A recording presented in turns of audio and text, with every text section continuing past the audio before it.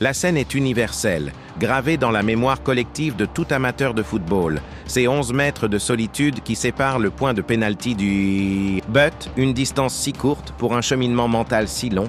Certaines nuits, cette traversée devient un supplice, même pour les plus grands.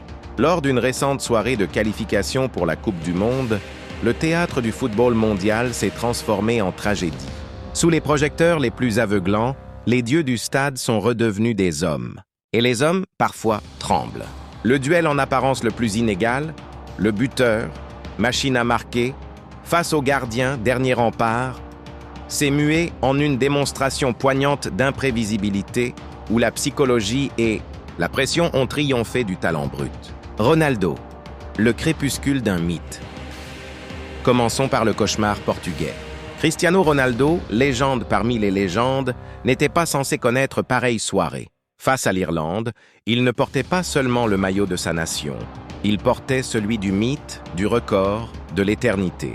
Et pourtant, le sort s'est acharné. Son penalty, si souvent synonyme de certitude, a trouvé sur sa route un homme en état de grâce, Kaoimhin Kelleher.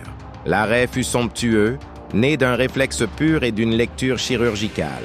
Ronaldo, figé, incrédule, a vu la pelouse dublinoise se transformer en scène de désillusion. Le poteau, quelques minutes plus tard, est venu résonner comme une métaphore cruelle.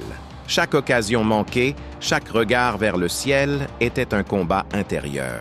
Pour un compétiteur bâti sur la perfection, ce genre de soirée est un gouffre. Haaland, le cyborg fissuré. Plus à l'est, un autre colosse vacillait. Erling Haaland, l'implacable cyborg norvégien, a vécu un moment de pure folie statistique.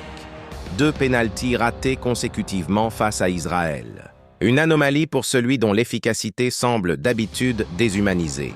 Le gardien Daniel Peretz, en état de grâce, a deviné ses intentions à 2 reprises. Mais ce qui fascine, c'est la réaction du géant blond. Là où d'autres se seraient effondrés, Haaland a répondu en champion. 20 minutes plus tard, il marquait.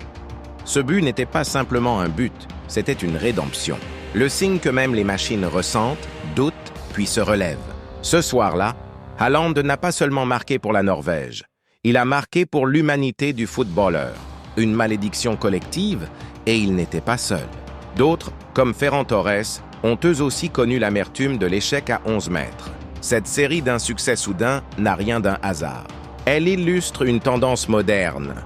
Le penalty, jadis exercice de précision, est devenu un combat mental. Les gardiens, désormais, ne sont plus de simples derniers remparts, ce sont des analystes. Ils dissèquent chaque tireur à la vidéo, repèrent l'inclinaison du bassin, la course d'élan, le regard. Kelleher et Peretz n'ont pas deviné, ils ont anticipé scientifiquement. Le penalty moderne, c'est la rencontre entre la science des données et le théâtre de la psychologie, le poids des regards. Mais au-delà de la tactique, il y a le fardeau invisible, la pression. Jamais un joueur n'a autant ressenti le poids du monde qu'aujourd'hui. Les caméras, les millions de spectateurs, les réseaux sociaux, le jugement immédiat, tout cela transforme ces quelques secondes en une épreuve d'angoisse pure. Même pour des titans comme Ronaldo, l'enjeu devient vertigineux. Le silence avant le coup de sifflet est trompeur. Derrière, il y a le bruit assourdissant des attentes, des critiques, des comparaisons. Certains soirs, cette tension se répand comme une onde, frappant plusieurs tireurs à la fois, comme une malédiction collective. Les héros de l'ombre. Dans ce drame, les buteurs sont les victimes visibles.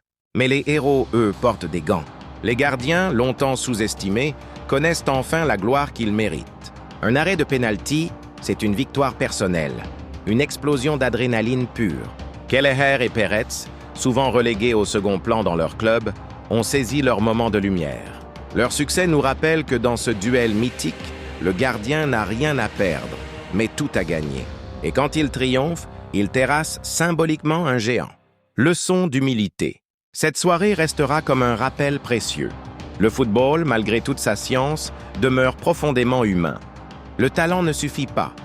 Il faut du courage, du calme, de la maîtrise intérieure. Le point de pénalty est le plus grand révélateur de caractère du football moderne. C'est là que la légende peut se fissurer ou se sublimer. C'est là aussi que nous, spectateurs, redécouvrons pourquoi nous aimons ce sport, pour sa fragilité. Voir Ronaldo échouer, voir Haaland trembler, c'est voir l'humanité derrière le héros. Car au fond, le football n'est pas une question de perfection. C'est une histoire d'émotion, de chute et de renaissance. L'échec, abonne-toi,